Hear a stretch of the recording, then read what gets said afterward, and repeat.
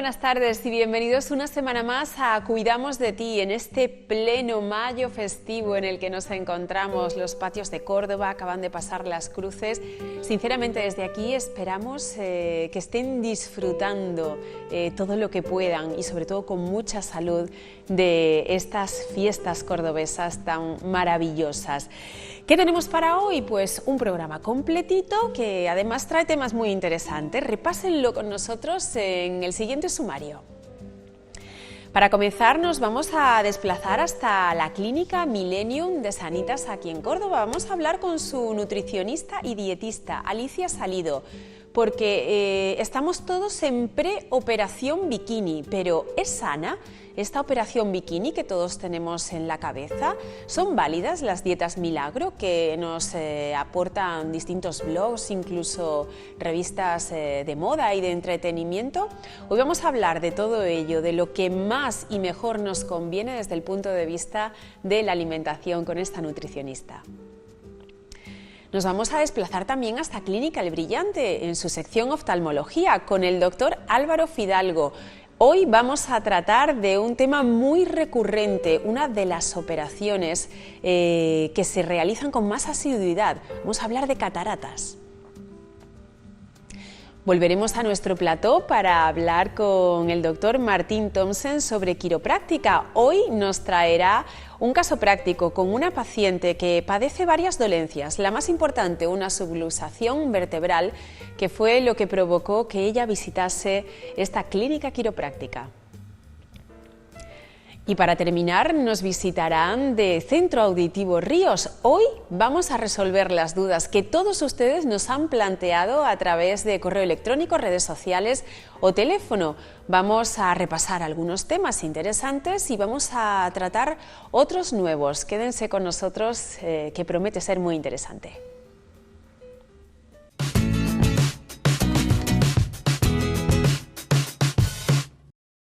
Bueno, pues como decíamos hace un momento en nuestro sumario, nos hemos desplazado hasta el Centro Millennium de Sanitas en Córdoba para hablar sobre dietética y nutrición, más concretamente sobre la operación bikini, algo que todos o muchos de nosotros tenemos ya en la cabeza con la práctica llegada del verano en apenas algunas semanas y más en nuestra ciudad, que nos quitamos los abrigos y ya nos ponemos directamente el bikini.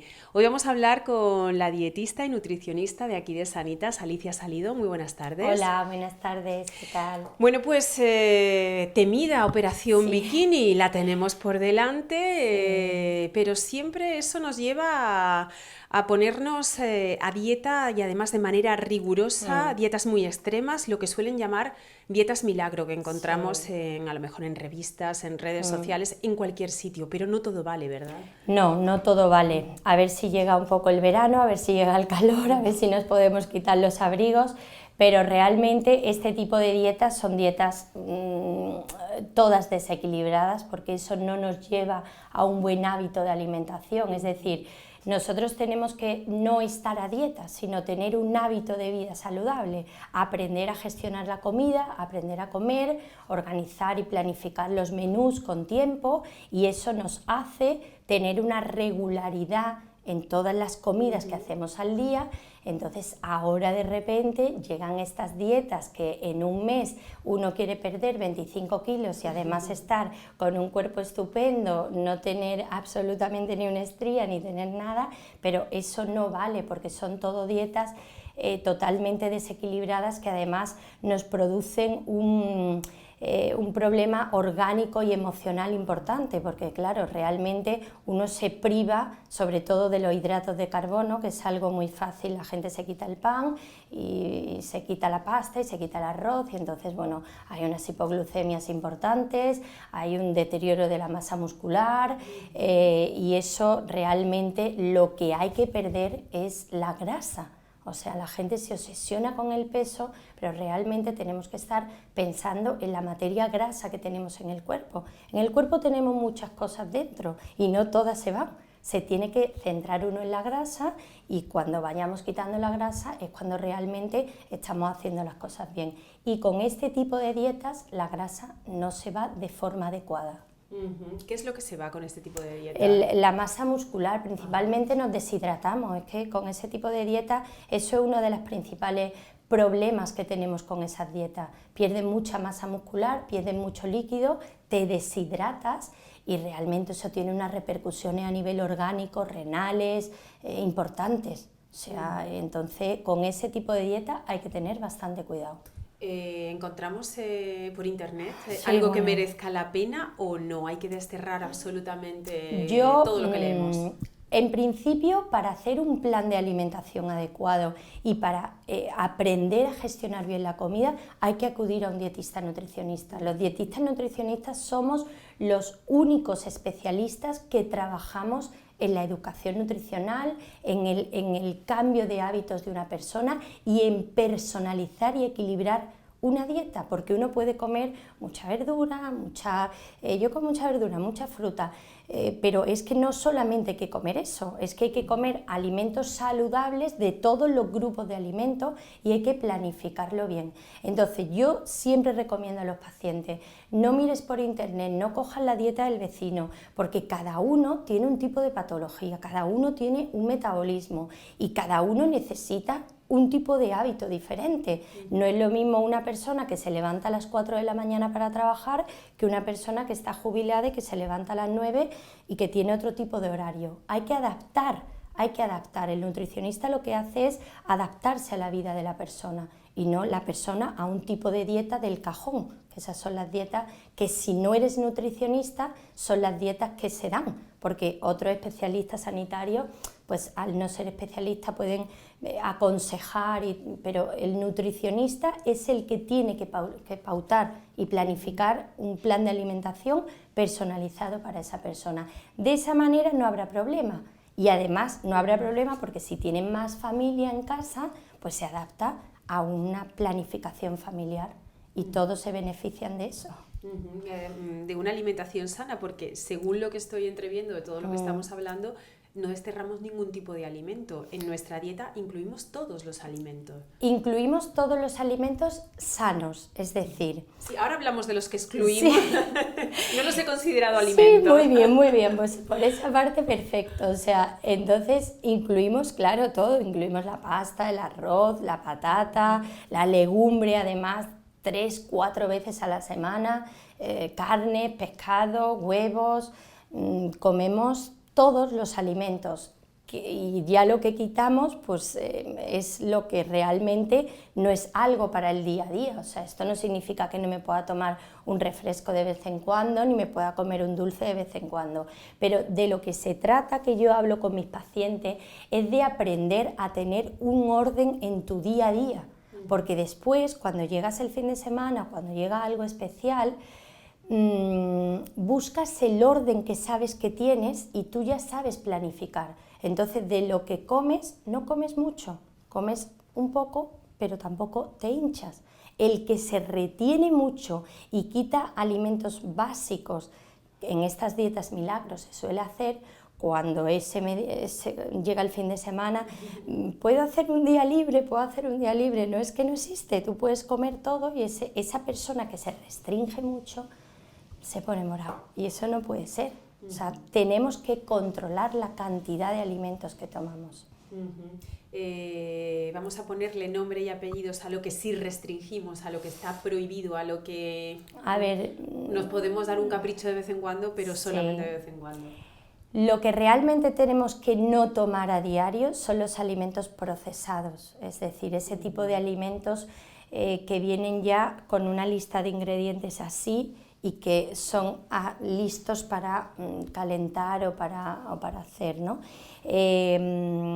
Son alimentos muy ricos en azúcar, muy ricos en sal y grasas saturadas de cadena larga, que son las más perjudiciales, ¿vale? Dentro de estos alimentos no está la leche, ni los yogures, ni el queso, que mucha gente piensa que ese tipo de alimentos no son saludables y realmente pues sí, pueden estar en tu día a día, de hecho deben estar en tu día a día, si no es una persona vegana, pues pueden estar perfectamente. Desterramos de nuestro día a día también los refrescos, los zumos, los batidos, todo ese tipo de alimentos que son procesados, ¿no? El alcohol, vamos, lo desterraríamos siempre, lo que pasa que, bueno, pues nuestra cultura hace que de vez en cuando pues te puedas tomar una cerveza o un vino y tal, y bueno, pues es la cultura que tenemos. Lo malo sería que eso se convirtiera en un hábito, ¿no? Y principalmente esos son los alimentos que deberíamos de desterrar, pero no siempre, sino de que no formaran parte de tu día a día, que es lo más importante. Estamos en Córdoba, uno de nuestros platos más tradicionales es el gazpacho y últimamente se le ha demonizado un poco en redes sociales y demás. ¿Qué le pasa al gazpacho? ¿No podemos tomar gazpacho? Totalmente. ¿O no debemos? El gazpacho es algo maravilloso, igual que el salmorejo, que podemos tomar casi a diario. Vivimos en una tierra donde además es un plato típico, es un plato que se hace a veces incluso con tomates de tu propia huerta, aceite, bueno, hay gente que le pone un poco de pepino, hay gente que tal, pero el problema es que si lo compras envasado, pues igual ya no es tan sano porque no lo haces tú en casa. Pero eso es un alimento totalmente recomendable para nuestro clima, para nuestra alimentación y para nuestro día a día. Es perfecto. Yo muchas veces le digo a los pacientes, y si a media tarde te apetece beber algo fresquito y no te apetece agua, pues te toma un vasito de gazpacho. Eso sí, poquito aceite, que no pasa, es de aceite de oliva virgen extra, que también tenemos en una zona que vivimos, pero utilizando cantidades pequeñitas. ¿Hay alimentos que merezcan muchísimo la pena incluir aunque estemos a dieta? Se me está viniendo a la cabeza, por ejemplo, el aguacate. Es un producto que tiene muchas calorías, pero que creo que es muy bueno, ¿no? Es un alimento que tiene un tipo de grasa muy buena para nuestro cuerpo, cardiosaludable, exactamente igual que los frutos secos. Los frutos secos, cuando yo los pauto en la alimentación de una persona casi diariamente, me dicen, pero es que esto engorda mucho. Digo, ya, sí, tiene calorías, pero yo no te he puesto un paquete, te he puesto 15, 20, 30 gramos, dependiendo de la actividad de cada persona. Es muy importante que los compremos sin sal, naturales, y de esa forma los podemos incluir en nuestro día a día, igual que el aguacate, que lo podemos tomar tanto en ensaladas, como por ejemplo en una tostadita por la mañana con unas laminitas de aguacate. Siempre que le añadamos aguacate, lo que tenemos que hacer es controlar un poquito la cantidad de aceite, porque es un alimento que tiene un porcentaje más alto en grasa, pero no pasa nada. Controlamos un poquito el aceite y así no sobrecargamos el plato con tanta grasa y ya está. ¿Cuántas comidas al día? Que también se habla mucho de esto.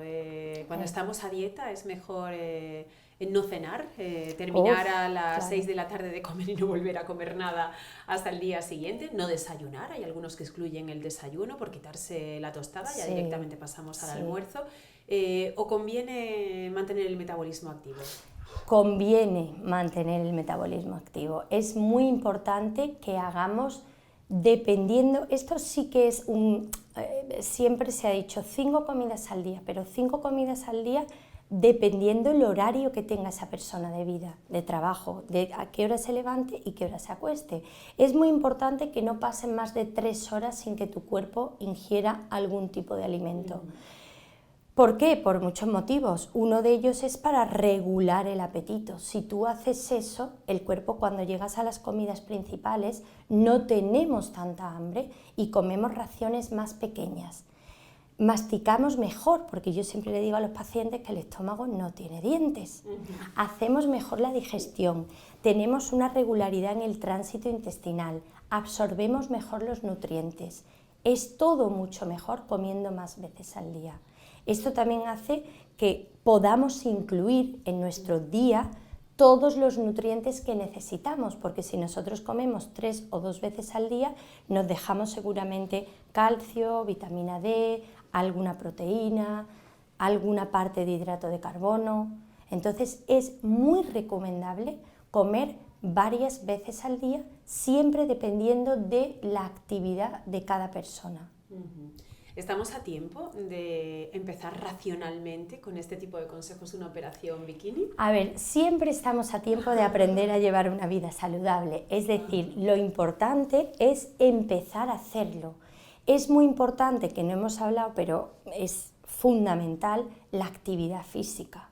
Es decir, que nosotros podemos empezar a aprender a organizar la comida, y yo muchas veces cuando vienen los pacientes en esta fecha le digo, ya verás cuando llegue agosto y te vayas de vacaciones que las raciones que tú comías ya no van a ser las mismas, ya verás cómo comes menos, porque tratamos de regular el apetito y reducir un poquito la capacidad gástrica. Entonces, aunque uno se vaya de vacaciones, no pasa nada, sigues con los mismos hábitos, aunque te pases en cosas, que no pasa nada. Pero es muy importante el movimiento. No es que me tenga que ir a hacer deporte 2 horas al día, es que yo simplemente contabilizo los pasos que doy al día y hago mi vida cotidiana más activa. Voy a hacer esto andando, vengo de esto andando, recojo aquello andando, voy a trabajar andando, me bajo en una parada antes del autobús, aparco el coche un poquito más lejos. Son cosas de la vida cotidiana. En eso es en lo que empiezo a trabajar con los pacientes al principio, porque no todo el mundo tiene la misma forma física. Entonces, cuando uno se pone un poco a empezar a controlar sus hábitos, hay que también activar un poco el metabolismo por la parte de actividad física, ¿no? Es muy importante. Y bueno, ya casi para terminar, estamos en pleno mayo festivo cordobés. ¿Cómo podemos sobrellevarlo y superarlo bueno, pues siguiendo estos consejos y no pasándonos, no teniendo luego que arrepentirnos en el mes de junio? Es muy importante que yo he pasado, porque yo vivo en Sevilla, vengo de Sevilla todos los miércoles aquí y acabo de pasar la feria de allí, y todos los pacientes me decían, ¿qué hacemos ahora en la feria? Ahora ha sido las cruces, aquí el mes de mayo, vamos, interminable, que cuando termina el mes de mayo dice, madre mía, menos mal que ha terminado, que si no... Pues es muy importante que cuando uno llegue a la caseta o llegue al evento que vaya a ir o a las catas o tal, hayamos salido de casa semicomidos. ¿Por qué? Porque cuando yo llego, ya no llego con tanta ansiedad. Voy a picar de lo que haya, pero yo ya he hecho mis 2 comidas de media mañana, mi desayuno, una entrehora a lo mejor, o incluso antes de salir de casa, pues me tomo 2 o 3 nueces o 2 o 3 almendras crudas, y cuando llego al sitio ya estoy bastante relajado. Soy capaz de comer de forma relajada, de masticar, de disfrutar los alimentos.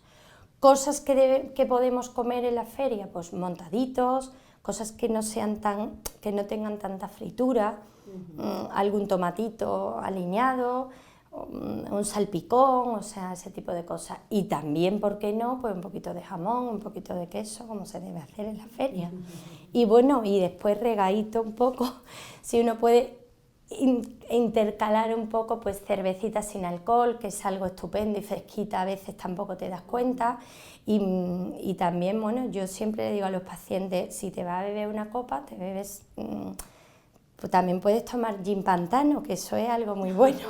Mucho hielo en un vaso, bien de agua, un poquito de limón y tus cortecitas de limón, y eso te lo tomas y eso es bastante fresquito y va muy bien para intercalar. Gin pantano, me ha gustado. Gin pantano. Bueno, pues Alicia Salido, dietista nutricionista del Centro Millennium de Sanitas en Córdoba, muchísimas gracias por habernos atendido, por haber estado con nosotros, transmitiéndonos la importancia que tiene la operación bikini, no solo ahora, sino todo el año, y la importancia que también tiene aprender a llevar una vida saludable desde el punto de vista de la alimentación. Me gustan sus consejos, así que seguiremos muy pendientes de ellos y a ver si vamos metiendo más cuñitas de nutrición en nuestro programa. Muchas gracias a vosotros por haber venido, y nada, yo estoy a vuestra disposición para ampliar los conocimientos de todos los oyentes, y nada, lo que necesitéis, aquí estoy. Muchas gracias, un placer. A vosotros. Bueno, y nosotros nos marchamos desde Sanitas hasta la clínica El Brillante en su sección oftalmología, como les anunciábamos en nuestro sumario. Hoy el doctor Fidalgo nos va a hablar de las cataratas.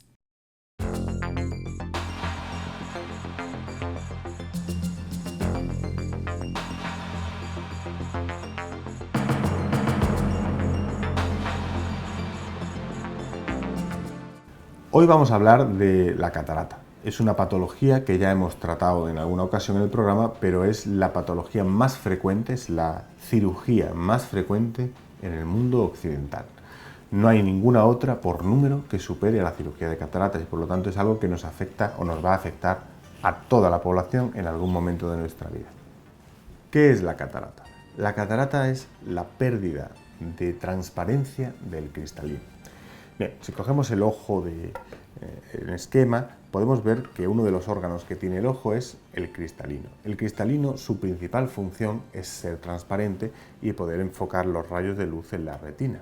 De manera que el ojo tiene dos lentes, por decirlo de una forma. Tenemos un dioptrio ocular, la córnea y el cristalino. Cuando el cristalino van pasando los años, empieza a perder capacidad para transmitir la luz a través de él, se vuelve más opaco. Además va perdiendo elasticidad, va poniéndose más rígido y ahí es cuando comienza la presbicia, que también hemos hablado alguna vez en el programa, cuando el cristalino deja de tener la capacidad de cambiar su poder por abombarse y aplanarse y enfocar los objetos de cerca. Bueno, pues es simplemente otro paso más del envejecimiento del cristalino. Más adelante en el tiempo pierde la transparencia. Lo podemos ver a lo largo de toda la vida del paciente, pero solo tiene síntomas cuando ya verdaderamente deja pasar mucha menos luz de la que debería. Bien, la catarata produce síntomas como son visión nube, visión borrosa, destellos, deslumbramientos, no calculo bien las distancias, sobre todo cuando hay diferentes avances entre un ojo y otro. Y estos son síntomas muy incómodos, pero que ocurren tan despacio que muchas veces muchos pacientes no se dan cuenta de la pérdida de visión que están teniendo. En algunos pacientes puede producirse la situación paradójica de que no solo no ven peor, sino que dicen, si veo mejor, yo antes usaba gafas para cerca y de repente no las uso. Eso es producido porque cuando la catarata va cuando va perdiendo esa transparencia, también se producen cambios en el cristalino y esos cambios producen que la gafa que el paciente necesitaba cambie también. Es decir, un paciente que, por ejemplo, tenga una hipermetropía, se vuelve menos hipermétrope o, por decirlo de otra forma, más miope. Y eso le da visión de cerca sin gafas y el paciente cree que está mejor cuando lo que está haciendo es avanzar la catarata. Esto es relativamente frecuente, se puede ver en una gran parte de las cataratas que tenemos y es un efecto, pues vamos a decir, paradójico porque el paciente dice, pero si veo mejor, veo sin gafas de cerca y eso realmente es que la catarata está avanzando. La catarata, como hemos dicho, es el proceso natural de envejecimiento del cristalino. Por lo tanto, le va a pasar a todo el mundo si vive el tiempo suficiente y nos va a pasar en los dos ojos, aunque muchas veces van a velocidades distintas y puede aparecer con 1 año o 2 años de diferencia una catarata de otra. No obstante, hoy en día lo habitual es atacar el problema en los dos ojos con un tiempo limitado entre ellos, normalmente 1 o 2, 3 semanas entre un ojo y el siguiente, porque la recuperación del paciente suele ser mejor cuando tiene los dos ojos parejos, es decir, de forma natural miramos con los dos ojos, no con uno. Si tenemos los dos ojos muy parecidos, podemos calcular las distancias, la visión estereoscópica, lo que es la visión tridimensional, se nos da mejor si se parecen las dos imágenes mucho que si una imagen es muy diferente a la otra. Esto se produce porque el cerebro le cuesta mucho más fusionar las imágenes cuando son muy diferentes. Cuando son muy parecidas las fusiona claramente y es capaz de calcular muy bien a qué distancia está el escalón o qué distancia está el objeto. Por eso normalmente indicamos una cirugía de cataratas secuencial, no bilateral a la vez, sino una y al poco tiempo la otra, para que la recuperación del paciente sea más rápida, una sola vez, por decirlo de una forma, empiecen con un tratamiento y con un reposo relativo y acaben el proceso recuperándose de los dos ojos. Es una cirugía que vamos a tener que hacer en algún momento, no tiene sentido a lo mejor postergarla mucho. Cuando un paciente tiene este tipo de síntomas que hemos comentado, la visión borrosa tanto de lejos como de cerca o el cambio frecuente de gafas, deslumbramientos más habituales últimamente, suele ser a partir de los 50-60 años una catarata. Bien, el paciente va a acudir a una consulta oftalmológica y vamos a realizar una serie de pruebas que son bastante completas, desde echar un vistazo a la zona anterior del ojo, dilatar la pupila, ver bien la catarata y el fondo del ojo. Luego haremos una serie de pruebas complementarias como pueden ser un escáner de la córnea o un escáner de la retina para comprobar la salud integral del ojo. Esto es importante, especialmente a la hora de indicar la cirugía y explicar qué posibilidades y qué técnicas tenemos. El único tratamiento posible de la catarata es quirúrgico. Es decir, la única opción es retirar esa lente natural que está poco transparente y sustituirla por una prótesis intraocular, una lente intraocular. Ahora hablaremos de las diferentes opciones. Al retirar el cristalino del ojo y sustituirlo por una lente, podemos realizar varios tipos de sustitución. Normalmente la cirugía estándar de cataratas requiere quitar el cristalino y poner una lente que intente corregir ese número de dioptrías que el paciente tenía en su propio cristalino para que los rayos vuelvan a enfocarse en la retina. Esto lo podemos conseguir en un alto grado de pacientes y va a dar un buen resultado de visión de lejos normalmente. Pero cuando el paciente asocia, por ejemplo, otros problemas de graduación, como pueden ser los astigmatismos, ya requerimos de subir el nivel de la lente. Necesitamos una lente especial, específica para este paciente para corregir el astigmatismo. De manera que colocamos la lente, digamos, específica del paciente y en una situación de colocación exacta para ese paciente para corregir el defecto. Si el paciente quiere además prescindir de las gafas de cerca, que es un problema que le va a casi todos los pacientes operados de cataratas, necesitamos subir el nivel de la lente y poner una prótesis más avanzada todavía. Son las lentes que llamamos lentes multifocales o actualmente trifocales. Este tipo de prótesis nos dan prestaciones superiores, como puede ser prescindir de gafa de lejos, de cerca, para casi todas las actividades normales de la vida. Por supuesto, yo siempre digo a mis pacientes, esto no es como volver a tener 20 años. Tenemos prótesis muy buenas, pero no tengo forma de quitarle a usted 30 o 40 años de encima. Entonces, esta lente va a dar un buen servicio de lejos y un buen servicio de cerca, sobre todo con buena luz, pero tiene sus limitaciones y sus contraindicaciones. Lo primero, lo fundamental, es observar que el ojo tenga la calidad óptica apropiada, es decir, la córnea tiene que tener una calidad óptica alta y la retina tiene que no tener enfermedades, igual que el nervio óptico. Otras veces hemos hablado del daño del nervio óptico, que esté sano. Cuando tenemos un ojo sano y de alta calidad óptica, entonces podemos hacer lo que queramos con él. Podemos indicar una lente de altas prestaciones, pero si el paciente tiene una enfermedad, como puede ser la degeneración macular o el glaucoma, pues iremos limitando la complejidad de la prótesis. Esto es el oftalmólogo el único que puede determinarlo y el que tiene que dar pues, su consejo hacia un lado o hacia el otro. Este tipo de soluciones son bastante definitivas, ya que el ojo del adulto lo que suele cambiar es precisamente el cristalino.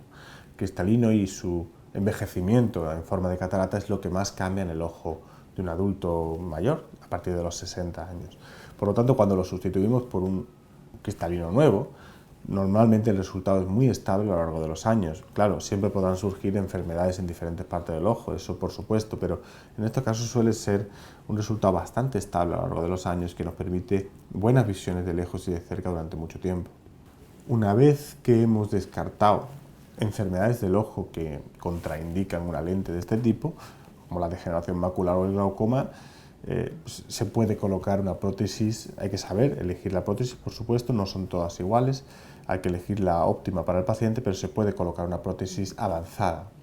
Estas prótesis avanzadas nos van a dar ese servicio, pero tienen una contraprestación. Como digo, no es volver a tener 20 años. ¿Qué es la contraprestación? Pues el propio diseño de las lentes suele hacer que el paciente vea algunos halos alrededor de las luces.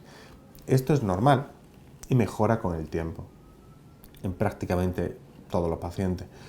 Pero por supuesto hay que avisarlo siempre, sobre todo si el paciente es muy conductor nocturno. Es decir, esto es más molesto en una carretera comarcal de doble sentido, porque tienes unos faros apuntándote a la cara, que en una autopista o en una ciudad, donde suele ser poco molesto. De manera que siempre decimos que esto es un efecto que va a tener el paciente. Investigamos la profesión, investigamos las demandas que el paciente, qué quiere el paciente, que es lo más importante, qué quiere el paciente y qué le puedes ofrecer. ¿Y qué coste tiene? Tiene un coste de que usted va a ver halos. Aparte del tema económico, usted va a ver halos. O usted va a tener esto, o usted necesita una buena luz. Todo esto lo avisamos antes de realizar una cirugía avanzada con lentes de tipo. Por otra parte, es lo que casi todo el mundo hoy en día le hacemos a una gran parte de los pacientes porque es lo que los pacientes demandan. Los pacientes quieren no tener gafas de lejos, quieren no tener gafas de cerca, quieren estar lo mejor posible. Y eso es lo que hoy en día estamos consiguiendo con los nuevos implantes que van saliendo y que la última generación de implantes está dando muy buenos resultados a este nivel. ¿Cómo es la cirugía y el posoperatorio de la cirugía de cataratas? Normalmente es una cirugía llevadera, es decir, no conlleva dolor, Rara vez el paciente refiere dolor, algún pequeño malestar, un poco incómodo por una luz que ponemos durante la cirugía, pero rara vez es doloroso, rara vez es un problema, y sobre todo cuando el paciente tiene problemas de claustrofobia o tiene problemas de miedos y tal, yo siempre les ponemos algún tipo de sedación leve en una vía intravenosa y el paciente suele estar bastante tranquilo. Es una cirugía que normalmente dura entre 15 y 25 minutos, dependiendo del tipo de catarata. Puede durar menos, es relativamente habitual, o puede durar más si el especialista necesita más tiempo para realizarla. No es tan importante eso, es más hacerlo bien que hacerlo rápido. El posoperatorio inmediato requiere de muchas gotas, hay que poner muchas gotitas en los ojos, pero no suele ser muy molesto y el paciente recupera la visión y la actividad normal en pocos días. Muchas veces al día siguiente el paciente ve, muchas veces al día siguiente el paciente puede hacer una vida prácticamente normal, que incluya pues salir a la calle, tomar algo. Lo que le prohibimos normalmente suele ser grandes esfuerzos, coger peso, agacharse, pero puede hacer una vida prácticamente normal, un reposo relativo desde el primer día. Como comentario final, decir que la cirugía de cataratas, ya hemos dicho que es la más habitual del mundo desarrollado. Es una cirugía mayor, ambulatoria, el paciente va y viene el mismo día y por lo tanto hay que tener en cuenta que es una cirugía y pueden salir cosas bien, mal y regular. Pero es verdad que la inmensa mayoría, el 90 y muchos % de los pacientes van a tener un resultado con una recuperación visual muy alta, con un posoperatorio cómodo y sin complicaciones. Esta es la realidad actual de la cirugía de cataratas en un centro de altas prestaciones como puede ser la clínica. Lo normal es que vaya bien, lo normal es que salga bien, lo normal es que el paciente no le duela y que recupere mucha visión, todo lo que su ojo ve, su retina, su nervio, su córnea. Y es una cirugía que, bueno, en algún momento hay que meterle mano porque nos va a pasar a todos vamos a tener cataratas.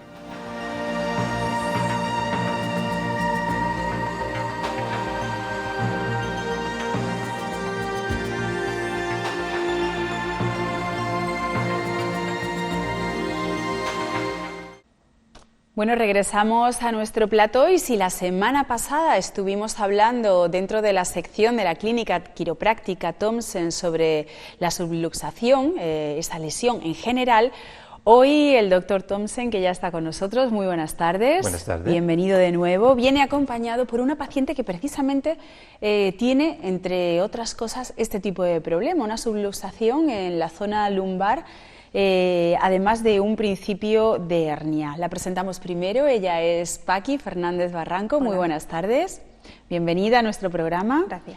Bueno, nos va a contar Paqui un poco cuál es su caso, pero resumiendo, ahora ya nos indica cómo se sentía y cómo se siente ahora. Presentaba desde hace unos 9 años varios dolores en la zona de la espalda, dolores incluso de cabeza, en las manos, pero hubo algo que ocurrió y fue un dolor en la cadera izquierda, lo que le llevó a plantearse muy seriamente acudir a otro tipo de especialista, en este caso al doctor Martin Thomsen, para que le aplicase tratamientos quiroprácticos, algo que la medicina hasta ese momento no había logrado terminar con esos dolores. Cuénteme, ¿qué le pasaba? Pues así es, como bien ha dicho, pues ya hace 9 años que yo llevo sufriendo dolores lumbares, dorsales, y hace cuestión de 3 meses pues he sufrido un dolor que me ha ido hacia la cadera izquierda, donde me ha imposibilitado cosas de mi vida diaria, como el caminar, dormía muy mal por las noches y a raíz de esas molestias que yo notaba que me sentía como una persona mayor, entonces tras ir a una consulta con mi traumatólogo no me dio muchas más expectativas de los tratamientos que yo he tomado anteriormente. Entonces, tratamientos médicos, pastillas, sí, ¿no? Analgésicos, relajantes musculares por la noche. Entonces pues yo decidí cambiar y probar esta alternativa que había visto por televisión, que no la conocía y que un poquito me fui documentando por internet, y ya me decidí a visitarle, a tener una consulta con él. Entonces sus palabras de este doctor, cuando a mí me hace mi primera consulta y me trata y me dice todo lo contrario que mi médico anterior me había dicho, que el dolor que yo tenía que convivir con él, que no podía, que no había nada más Pues yo ahí me resistí un poco y entonces al yo comentárselo al doctor Thompson y decirme que el dolor se podía quitar, pues para mí fue una puerta abierta para decir, esto lo puedo comprobar rápidamente, ese dolor que tengo se me puede quitar. Y fue así, en cuestión de a la sexta o séptima sesión que he tenido con él, yo ese dolor se me alivió muchísimo. Al día de hoy puedo decir que lo tengo casi eliminado. Tengo otras molestias de las lumbares, que eso todavía persiste, de cuello y de espalda, pero por la causa que yo fui principalmente a su consulta, al día de hoy me ha desaparecido. Duermo mucho mejor por las noches, no tengo esos problemas. Ahora quiero reiniciar mismo mi vida de, por ejemplo, el caminar, que antes caminaba mucho y lo tuve que suspender porque me molestaba muchísimo cuando había el enfriamiento y luego que iniciar la marcha notaba muchísimo el dolor. Ahora lo voy a comprobar en los próximos días porque hasta ahora hemos estado en tratamiento y se ha quedado suspendido. Pero yo estoy muy contenta, la verdad. ¿Cómo se encuentra con Paqui la primera vez que llega a su consulta, doctor Thompson? Bueno, la primera vez que viene allí me va hablando de dolor lumbar y de la cadera. Entonces, allí sabía, bueno, tenía que ser o un nervio que está siendo presionado en la zona lumbar o también podía ser que estaba empezando a tener artrosis de la cadera, otro tipo de problema. Entonces, primero lo hizo descartarlo de la cadera, hicimos una prueba, vimos que tenía la flexibilidad de la cadera, que estaba funcionando bien, entonces ya comprobamos los nervios y vimos que ella tiene lo que se llama subluxaciones vertebrales. Solo para recordarte la última vez, una subluxación vertebral está definido con que el nervio está presionado debido a que el hueso del disco se disloca y al dislocarse presiona el nervio. Típicamente duele donde el nervio está presionado, caso de ella aquí abajo en zona lumbar, y también suele dar problema donde va el nervio. Entonces el nervio zona lumbar va a la pierna, coge el recorrido aquí de la cadera. Más adelante, si no hubiéramos hecho eso, también podría haber tenido hormigueo en la pierna, falta de fuerza, acorchamiento y ese tipo de síntomas. Recordamos también que parte del nervio va hacia los órganos internos. Entonces, con este problema, mucha gente también puede tener gases, estreñimiento, repite comida. Mujeres muchas veces tienen menstruaciones muy irregulares o menstruaciones dolorosas. Todo es afectado por el mismo problema. A empezar a trabajar con ella, todo el tratamiento está dirigido, bueno, vamos otra vez a colocar los huesos bien en su sitio, que es un proceso continuo, poquito a poquito se va consiguiendo. Ahora está más o menos en su sitio, pero no está estable. Entonces tenemos que seguir trabajando 1 o 2 meses más hasta que quede estable y ya debería quedar bien. ¿Cuánto tiempo lleva con ella? No hablemos de tiempo, ¿cuántas sesiones lleva con ella? ¿Cuántas sesiones? Aproximadamente. Llevamos 14. 14 sesiones. En 14 sesiones la evolución ha sido muy buena, ¿no? Sí, la evolución de ella es muy buena. Bastante típico. Primeras sesiones no creo que sentí tanto alivio. Pero una descongestión, sí. Una descongestión de tensión, eso, liberación de la tensión, muchísimo. Luego, a partir de la sexta sesión es cuando yo ya empiezo a notar que el dolor se me está desapareciendo. Lo notaría como un milagro a lo mejor, ¿no? Por fin estoy... La verdad que cuando lo he comentado a personas cercanas, pues parece que has tenido el milagrito de Lourdes, ¿no? Pero ciertamente es que es así, es así. He notado mucha mejoría sin tomar ninguna pastilla, sin tomar ningún relajante y con muy poquito tiempo de sesión, que es lo que se hace diariamente. Eso es, alrededor de la séptima sesión llevamos el doble, 14 sesiones. ¿Cómo se encuentra ahora? ¿Ha podido retomar su vida habitual, esas caminatas que le gusta practicar? ¿Estamos todavía en ello? ¿Está preparada para...? Hasta ahora no se ha iniciado, ya está, próximamente sí lo voy a comenzar y ya a partir de ahí ya podré ver realmente si todo vuelve a la normalidad. Yo ya le he dado luz verde para empezar, pero empezar poco a poco. Camina media hora, se siente, toma una cervecita y vuelve a casa. Y así, día siguiente, si está bien, bueno, ya puede repetir. Solo hay que recordar, cuando se empieza a caminar, los dolores vienen el día siguiente. Entonces, el primer día hay que ir lento. Pero ya haciéndolo así poco a poco, vamos a recuperarlo.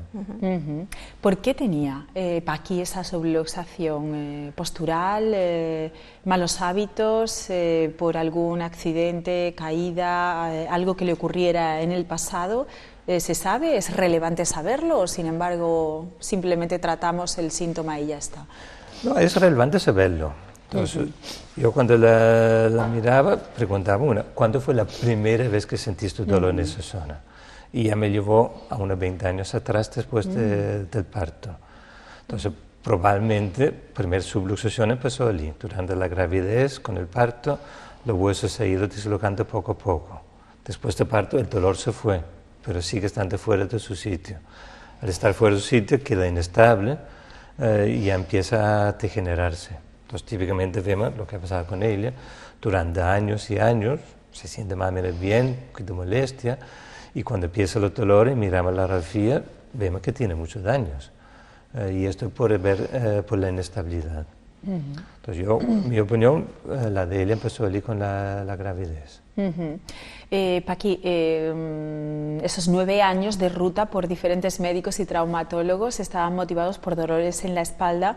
Hablábamos de dolores de cabeza incluso, que ahora podemos saber que pueden estar relacionados con esos problemas en la espalda, dolor en el cuello, dolor incluso en la mano, y también tiene un dolor en la rodilla izquierda. ¿Todo esto se puede tratar desde la quiropráctica? ¿Se ha puesto ya manos a la obra o está centrado en su subluxación lumbar? Yo estoy centrado con arreglar todo el sistema nervioso. Entonces, no solo son lumbar, el cuello, zona dorsal también. Sabemos que en el momento que el sistema nervioso funciona bien y el cuerpo tiene la capacidad para curarse. Entonces, este dolor de mano, yo espero cuando termine con ella que sí que se ha quitado. Los dolores dorsales, los dolores de cabeza suelen mejorar mucho. La rodilla, allí, dudoso. Algunas veces viene porque tiene la lumbar mal, otras veces que tiene problemas de menisco o otra cosa. Entonces, en principio, con la rodilla, a esperar. Si después, cuando terminamos, si vemos que aún no está bien, bueno, buscamos a alguien que pueda arreglarlo. ¿Qué le queda por recorrer en el camino quiropráctico a Paqui? Yo, unos 2 meses más de tratamiento. La parte que viene ahora suele ser la parte más difícil. Más difícil porque ya se siente bien, no hay mucho dolor, hay que hacer muchas cosas. Entonces veo muchas veces la gente ya no tiene tiempo para venir. Hay que ir a otros lugares y sin querer lo deja. No lo deja, porque es muy importante seguir hasta que está bien estable. Otro peligro que se presenta ahora es se empieza a sentir muy bien y ahora empieza a hacer mucho más cosas de lo debido. Y ahí me da luz verde para caminar. Pero ahora, no te ponga a limpiar la casa a fondo, pintar todo de nuevo, cosas así. Sigue con vida tranquila. ¿Cómo crees que te puede cambiar la vida, por ejemplo, de la primavera del año pasado a esta primavera? Pues vamos, afirmo que ha cambiado muchísimo, es lo que te estoy diciendo. Nota una liberación, a veces sientes cuando sales recientemente de la sesión como que el cuerpo te pesa incluso menos, te notas más y más. Es una cosa rara, pero es así. Mucho mejor, yo lo espero, el resultado final con positivismo. ¿Llegaste con escepticismo la primera vez que pasaste por la consulta del doctor Thompson? Sí, porque me lo he pensado, no ha sido una cosa que me la he tomado a la ligera. No lo conocía, lo vi por televisión y como te comenté, miré por internet y había algunos testimonios de otras personas y ya me decidí, por el dolor que tenía me decidí, digo, por ir a la primera consulta, a ver lo que me dicen, no voy a perder nada. Y comencé y estoy contenta, pero siempre vas con un poquito de, a ver, pero sí. ¿Y ahora, pasado el tiempo, es algo que recomiendas, ¿no? Se lo recomiendo a toda persona que me comenta, me duele esto, tengo este problema, estoy tomando tantas pastillas. Digo, no tomes pastillas, hay otras soluciones que no necesitan tomar estos tratamientos que te están perjudicando otros órganos, el estómago. Prueba, yo siempre le digo, prueba por ir 2, 3 sesiones, va a notar, un alivio va a notar las primeras sesiones, no te va a notar curado, eso es lógico, pero un alivio sí que lo va a notar. ¿Ya no toma analgésicos? No, yo no tomo nada. De hecho, yo soy aunque tenga mucho dolor, para tomarme una pastilla tengo yo que estar ya muy mal. Muy mal. Entonces intento tomar lo menos posible. Lo he tomado, relajantes musculares por la noche, lo he tenido que tomar porque no podía dormir. Pero ahora mismo no tomo nada. O sea que el cambio ha sido absolutamente radical, ¿no? Sí. Me siento como ella, lo que hace bueno mi trabajo, que se note que se está haciendo algo bueno. Pues muchísimas gracias, Paqui Fernández, por ofrecernos su testimonio, y gracias también a usted, doctor Thompson, por haber venido una semana más, habernos expuesto un caso práctico y habernos convencido un día más de que la quiropráctica funciona y es apta para muchísimas dolencias, muchas más de las que nos pensamos. Ha sido un placer tenerles ambos con nosotros. Muchas gracias. Muchas gracias. Bueno, y nosotros, después de hablar de este caso práctico de una subluxación lumbar que está provocando en una paciente muchísimos problemas, y que después de eliminar los analgésicos esta paciente se encuentra fenomenal gracias a la quiropráctica, continuamos con nuestro programa. ¿Tienes algo que contarnos? Envíanos un correo electrónico o déjanos un mensaje de voz o vídeo en WhatsApp. Si lo prefieres, contacta con PTV Córdoba a través de las redes sociales, Facebook, Twitter o Instagram.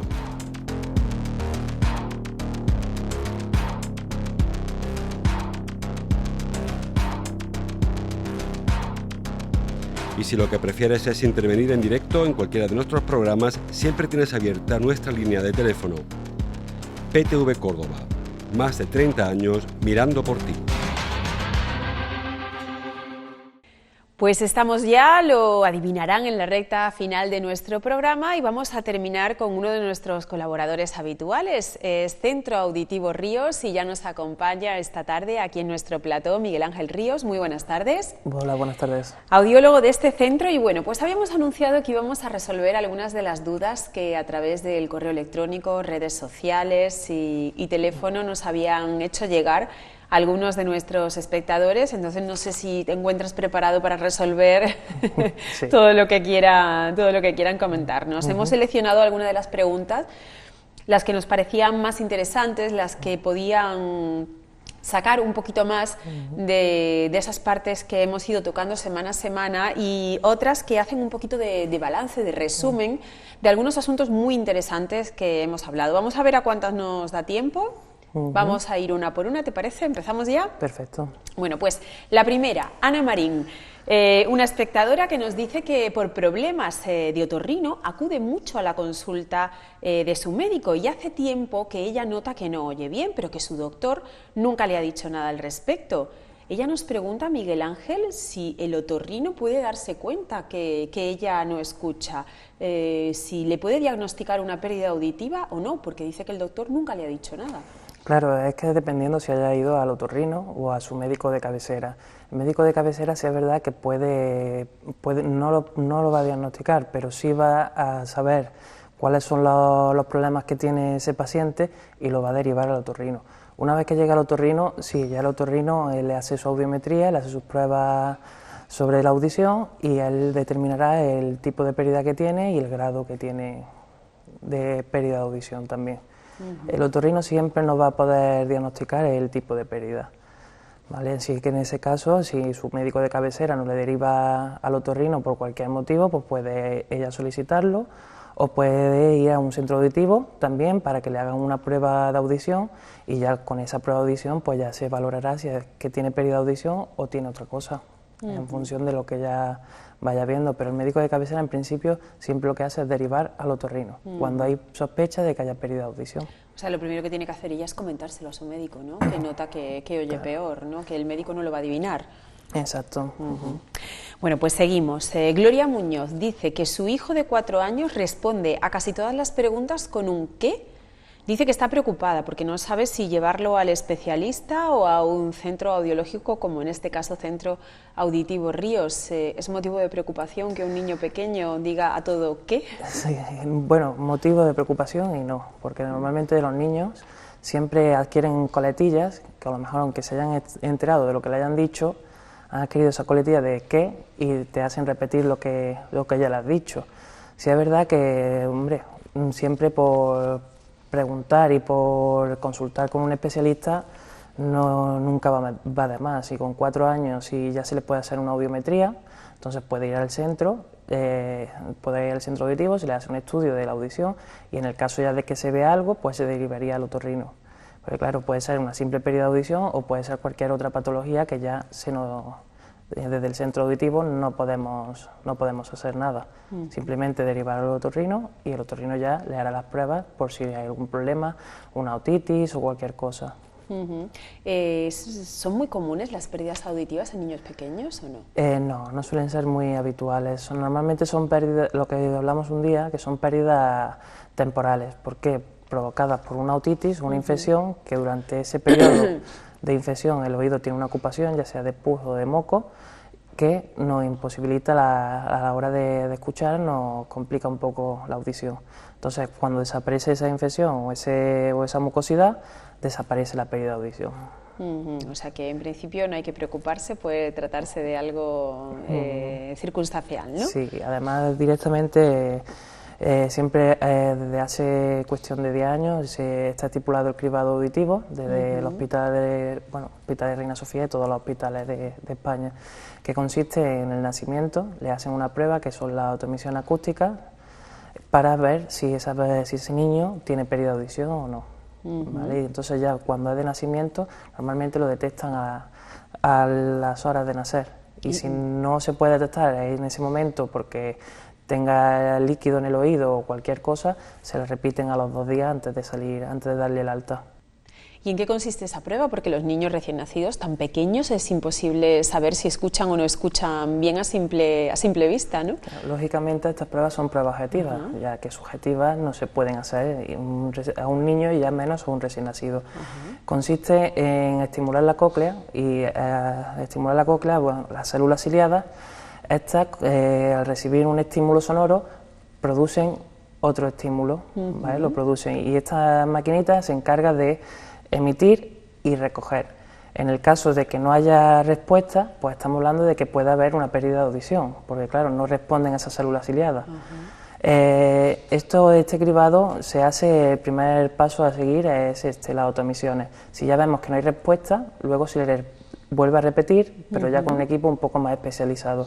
Y en el caso de que ya no hayamos recibido ningún estímulo, ninguna respuesta por parte de las células ciliadas, se le pasa a hacer lo que son los potenciales evocados, que son un registro de lo que es el movimiento. Se estimula el niño, se estimula con un sonido, con unos auriculares de inserción y con un electrodo se recoge el recorrido que hace el sonido a través desde que llega al oído hasta que llega a la corteza auditiva. Para saber dónde está el problema, exactamente, ¿no? Y la cantidad, en el caso de que haya pérdida, a partir de dónde encontramos el umbral de audición. Y así es como se diagnostica a un niño recién nacido. Es interesante este tema y además muy desconocido. Bueno, pues continuamos. En este caso, nuestro televidente, Pedro Aguado, dice que su padre ha estado tanto tiempo sin escuchar bien que ahora, después de invertir en un par de audífonos, se niega a ponérselos. Pregunta que qué le pasa y que si pueden hacer algo para que los use y para que continúe pudiendo comunicarse con el resto de la familia. Puede pasar, hay muchos casos en los que no se hace un estudio previo de la inteligibilidad y cuando adaptamos los audífonos vemos que no hay respuesta. ¿Por qué? Porque oye pero sigue sin entender. Entonces puede haber 2 motivos, bueno, puede haber varios, pero los 2 principales pueden ser una mala adaptación de esas prótesis auditivas, que entonces el paciente no encuentra beneficio en ellos y directamente los deja en el cajón, o que el paciente sea reacio a ponerse los audífonos. ¿Por qué? Por el qué dirán. Esos son los 2 motivos mayores por que la gente deja los audífonos guardados en el cajón. Yo le animo a que si eso pasa y es que no encuentra beneficio, que vaya por allí por el centro auditivo, que nosotros nos dedicamos a la readaptación de audífonos, conocemos todas las marcas, tenemos todos los cables de programación para todos los audífonos y le hacemos una valoración. También a ver si es que esos audífonos no le proporcionan lo que él de verdad necesita en cuanto a ganancia o en cuanto a canales de programación.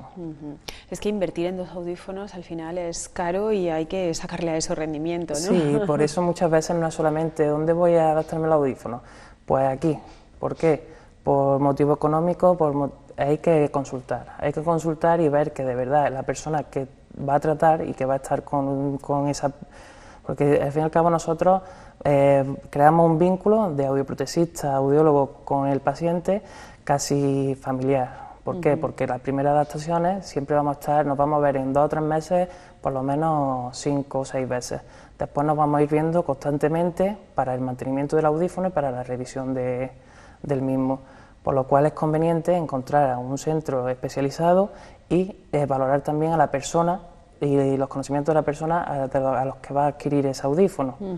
Porque lógicamente no es solamente un mero hecho de como mucha gente piensa. Voy y me compro, cuando va a comprar cualquier electrodoméstico, voy y lo compro y me desentiendo. No, eso lleva un proceso, eso va a llevar un proceso de adaptación, luego un proceso de revisiones y siempre hay que buscar esa profesionalidad por parte del profesional, no solo del producto. Es algo que hay que valorarlo antes de adquirir cualquier prótesis auditiva. Nos ha quedado muy claro a lo largo de todos los programas que hemos hecho con vosotros, con Centro Auditivo Ríos, que eso tiene que ser así.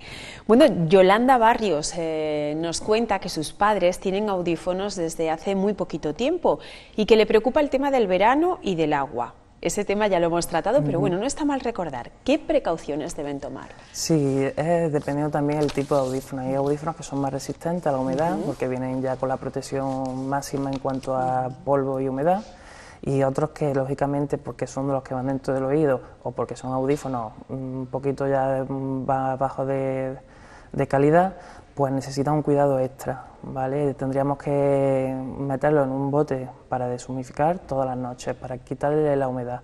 Y lógicamente también cuando vaya a llover o cuando haya peligro de que se vaya a mojar, ya sea en la piscina, en la playa o cualquier situación en la que se nos pueda mojar la cabeza, por lo cual se moja el audífono, pues siempre hay que tenerlo guardado, no ponerlo en esas situaciones. O sea, precaución ante todo. Bueno, Almudena Sotos nos pregunta que si hay distintos tipos de audífonos o si son todos iguales. Dice que están pensando en adaptarle uno a su padre, que sigue teniendo una vida social muy activa, pero que necesita más información. Sí, normalmente es algo que se escucha muy a menudo. ¿Todos los audífonos son iguales? No, todos los audífonos no pueden ser iguales, no todas las pérdidas son iguales, por lo cual es lógico que hay audífonos con más prestaciones, audífonos con menos prestaciones, audífonos con menos potencia, audífonos con más potencia, audífonos menos estéticos, audífonos más estéticos, en fin, puede cambiar muchísimas cosas en cuanto a lo que es la programación y la estética del audífono. Lógicamente no podemos adaptar un audífono con un auricular estándar, un auricular que llega de ganancia hasta los 50-60 decibelios para una pérdida por una pérdida severa o profunda, porque entonces sí, muy estético, pero no sirve. Entonces, claro, lógicamente no es tampoco lo mismo adaptar a una persona mayor de 90 años que prácticamente va a estar en las situaciones sonoras en su casa viendo la televisión o cuando vaya la familia a hablarle o cualquier cosa, que una persona que tiene una vida activa, laboral, que necesita otras características mucho más acordes a su actividad laboral.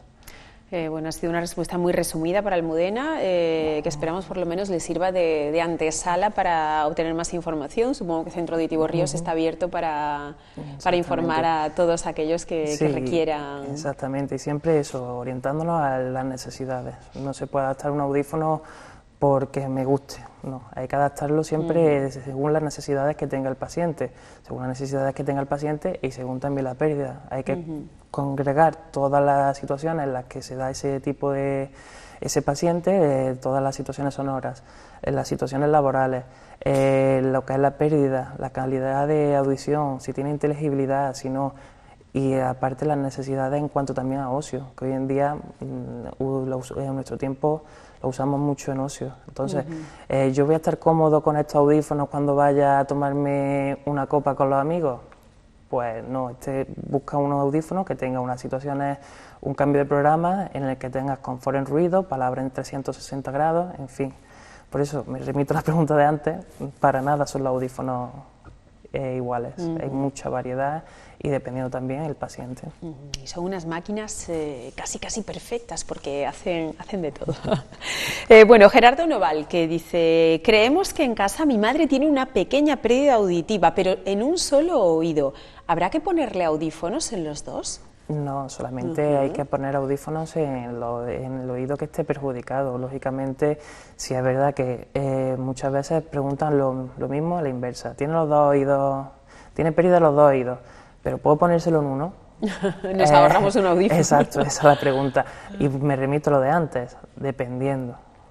¿Por qué? Porque la inteligibilidad lo forman los dos oídos, las dos vías auditivas que tenemos.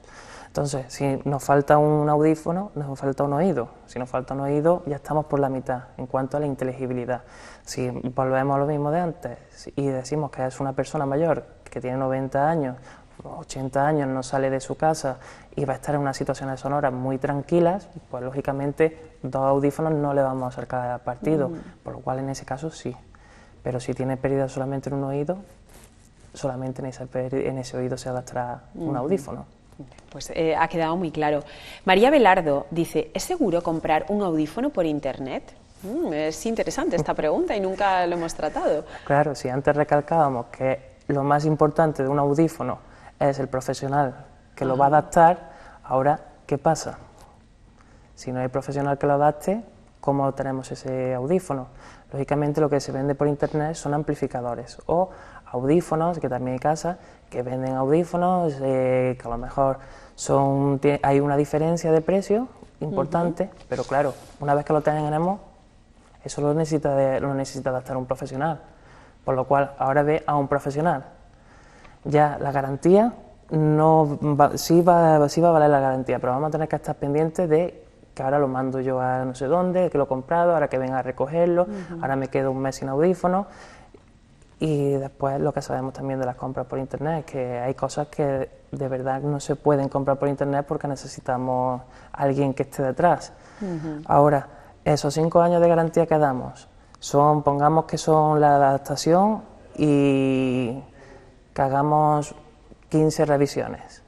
Si eso, que va incluido en el precio del audífono, por nuestra parte en el Centro Auditivo Río, lo sacas y compras el audífono por internet, al final se está pagando el doble por un audífono y encima lo has comprado por internet, que no tienes una persona a la que ir, oye que tengo un problema.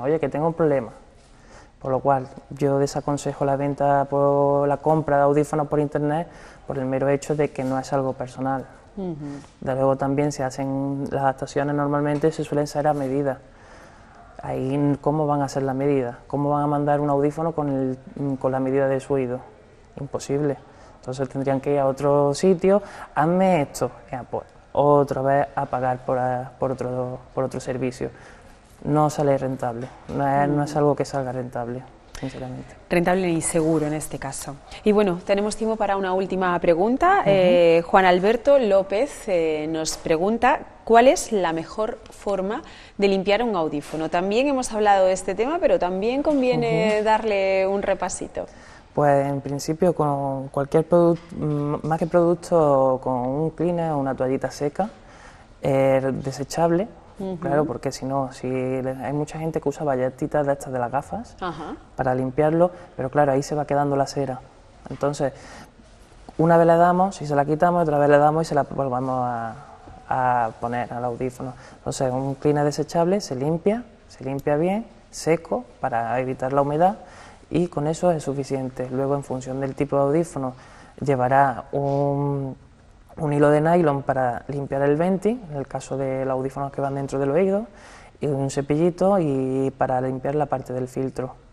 Después ya allí en el centro auditivo lo que hacemos es una limpieza más extensa. Cuando ya llegan a las revisiones se les hace una limpieza más fuerte con otros productos que no son recomendables usarlos a diario. Entonces, claro, eso también es una de las cosas que se hacen a las revisiones una vez que se haya adaptado el audífono. Cambiar el tubito de goma que se endurece, en el caso de los audífonos que van detrás del oído, cambiar el filtro de los que van dentro del oído y limpieza ya un poquito más general. Pues interesante también, pues nos quedamos prácticamente sin tiempo, Miguel Ángel. Tenemos que agradecerte que hayas estado con nosotros, que hayas resuelto las dudas de nuestros espectadores y bueno, creo que nos vemos la semana que viene en tu centro auditivo Ríos para continuar hablando sobre audífonos, prestaciones y demás asuntos de interés. De acuerdo. Pues ha sido un placer. Igualmente, Mar. Hasta la semana que viene. Bueno. Y bueno, nosotros con estos consejos auditivos que nos preparan, cómo no, para disfrutar de este mayo festivo en el que nos encontramos inmersos, concretamente en el Festival de los Patios, Patrimonio Inmaterial de la Humanidad, que esperamos sinceramente desde aquí que estén disfrutando con todo su esplendor. Nos despedimos, les vamos a citar la semana que viene, el martes que viene, ya lo saben, a las 8:30 de la tarde, como siempre aquí en PTV. Gracias por habernos acompañado y les esperamos.